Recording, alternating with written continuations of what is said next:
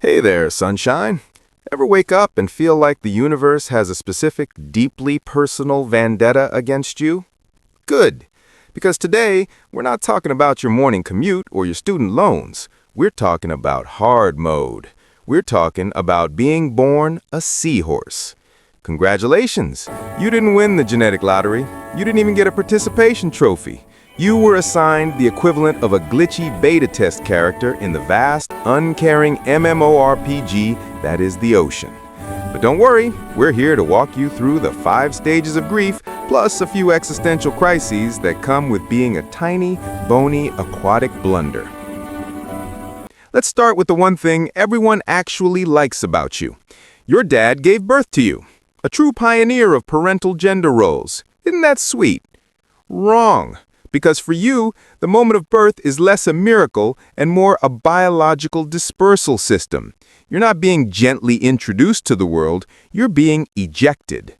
You, a newly minted hippocampus, which ironically sounds like the part of your brain that processes memory, the one you'll desperately try to forget, are one of maybe 2,000 siblings. 2,000! You know what that means? Your parents didn't even name you. They didn't even count you. You are a statistic, and a grim one at that. The ocean immediately recognizes you as a tasty snack. You're a protein shot for everything from corals to crabs to a rogue piece of sea foam. Your survival strategy? Pure, unadulterated luck. You're tiny.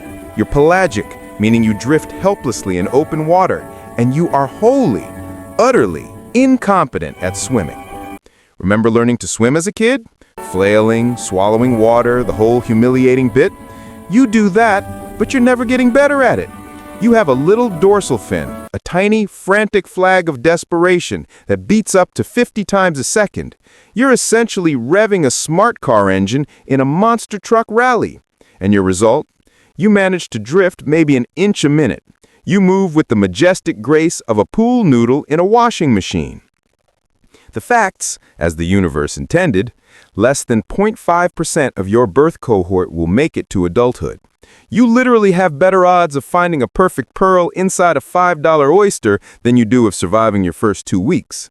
So you're not just fighting for survival, you're fighting the house edge. And the house, the relentless, hungry, vast ocean, always wins. Good luck. You're gonna need it. You somehow cheated death long enough to reach adulthood. Bravo! Now you get to grapple with the core problem. You are a walking, or more accurately drifting, contradiction. Your entire anatomy is a middle finger from the cruel deity known as evolution. First, your defining feature, the upright posture. Why? Every other competent fish is built for speed and hydrodynamics. They're torpedoes. You're a misplaced rook on a cosmic chessboard. You're permanently standing at attention like a nervous recruit waiting for inspection. This verticality means every movement is a struggle against the physics of drag. Thanks, evolution, for giving you the aerodynamic profile of a submerged garden gnome. You're encased in bony plates, not scales. Sounds tough, right? Wrong again, idiot! This armor isn't flexible. It means you can't bend, you can't flex, and you can't twist out of the way of danger. You are literally a suit of full-plate medieval armor that somebody forgot to give a horse. Imagine having to navigate the world while wearing a plaster cast from the neck down. That's your life, every day. Now look at that face, the snout, long, elegant, completely useless for anything but one highly specific task. It's a tube. You don't have teeth. You can't chew. You are relegated to sucking up your food, tiny, microscopic crustaceans, like a person trying to drink a thick milkshake through a very narrow straw. Your feeding is essentially a perpetual, desperate slurp. If the food is too big, too fast, or too far away, you starve. It's the aquatic version of being forced to eat a 5-course meal through a single coffee stir stick. Okay, here's a feature that sounds cool. Independent eye movement. One eye can look forward for lunch, the other can look backward for death. You have a constant 360-degree view of the horror show that is your existence. But you know what that means in practice? You can never focus on one thing. You're perpetually paranoid, constantly scanning, and utterly overwhelmed by visual input. You're always half looking at a shrimp and half looking at the shadow of a much bigger fish. It's like having two separate brains shouting different warnings at the same time. So you can't swim, you're encased in bone, and you have the table manners of a toddler. What's your big defense mechanism? The prehensile tail. You use it to grasp onto stationary objects, like a piece of coral or a blade of seagrass, effectively chaining yourself to the one spot where you hope you won't drift away. This is not freedom. This is aquatic anchor management. You don't cruise the reef, you secure yourself to a piece of furniture and wait. You're literally a marine flag, passively waving in the current while waiting for your next meal to drift by. It's the ultimate expression of low agency. You're a patient, stationary, and therefore vulnerable target. It's an evolutionary compromise that screams, I can't outrun the problem, so I'll just tie myself to it. This design is less a triumph of nature and more a cruel, drunken afterthought. You were built to fail, but you were given just enough bony plating and swiveling eye paranoia to witness your own inevitable slow-motion demise. Enjoy the view. You've addressed the awkward body and the ridiculous mating dance. Now let's talk about the true existential curse of the seahorse, the predicament of the perpetual smallness. You are technically a fish, but you don't look like one, you don't swim like one, and you certainly don't act like one. Most large predators, sharks, rays, big tuna, ignore you. Why? You're bony, you're digestively inconvenient, and you offer a terrible calorie-to-effort ratio. You're the equivalent of trying to eat a whole plate of chicken wings, but only getting the tiny, useless bone pieces. This sounds like a positive, doesn't it? I'm too annoying to eat. But it means you are perpetually living in the danger zone of mid-tier, opportunistic predators.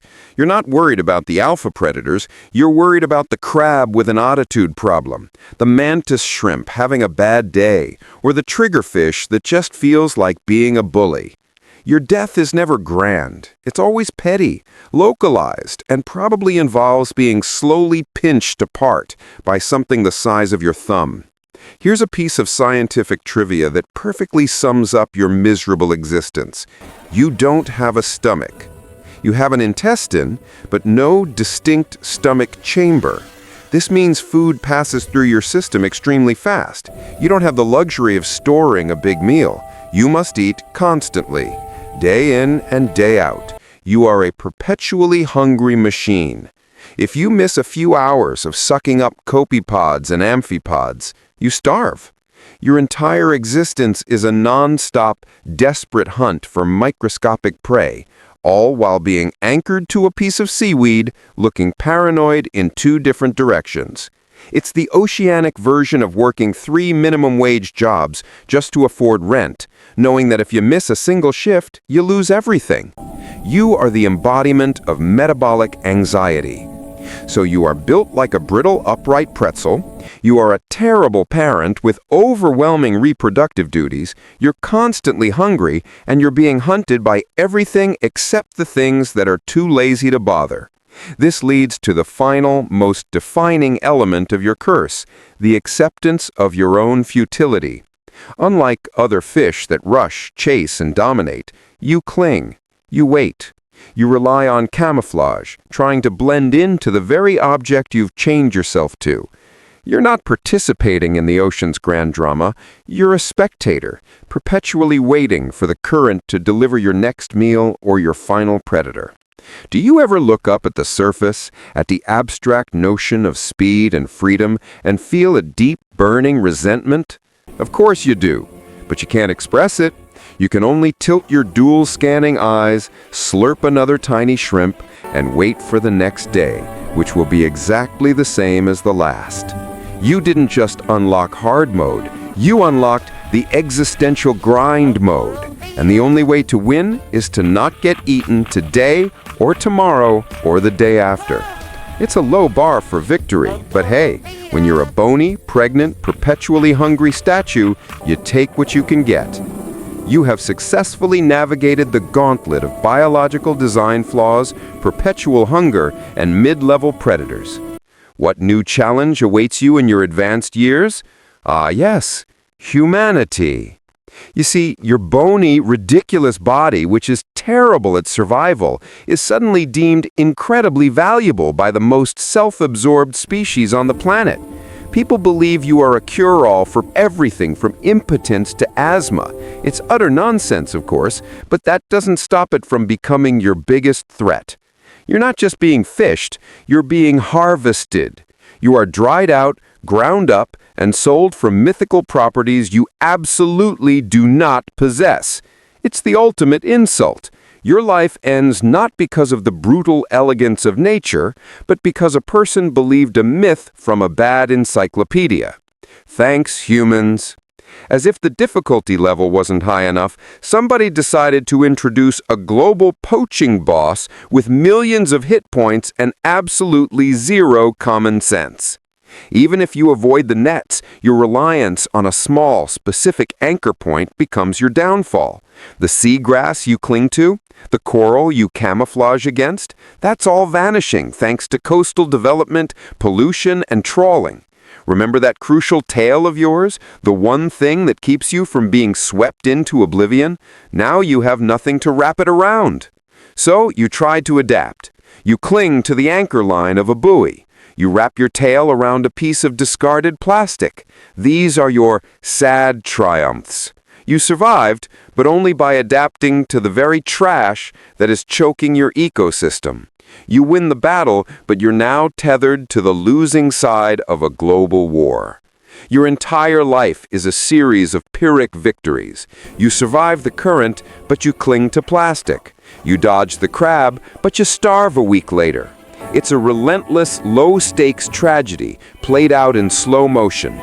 So there you are. You're a seahorse. You're bony, perpetually stressed, constantly hungry, and tragically slow. You're an evolutionary museum piece that somebody forgot to take out of the current. You know, the truly maddening irony of your life is that you possess one of the most sophisticated, high-speed feeding systems in the ocean. That vacuum cleaner snout, that slow, creeping approach, when you finally strike, the water velocity at your snout tip is almost 10 times faster than any other suction feeder. It's a marvel of fluid dynamics. You are a magnificent, specialized tool built for a single perfect kill stroke, constantly starved and anchored in place. You have the engine of a Formula One race car strapped to a broken shopping cart. And that's your existence. Not a glorious hunt, not a thrilling chase, just clinging, slurping, and watching. You are the embodiment of reluctant existence. You don't fight to live. You simply lack the ability to let go and drift.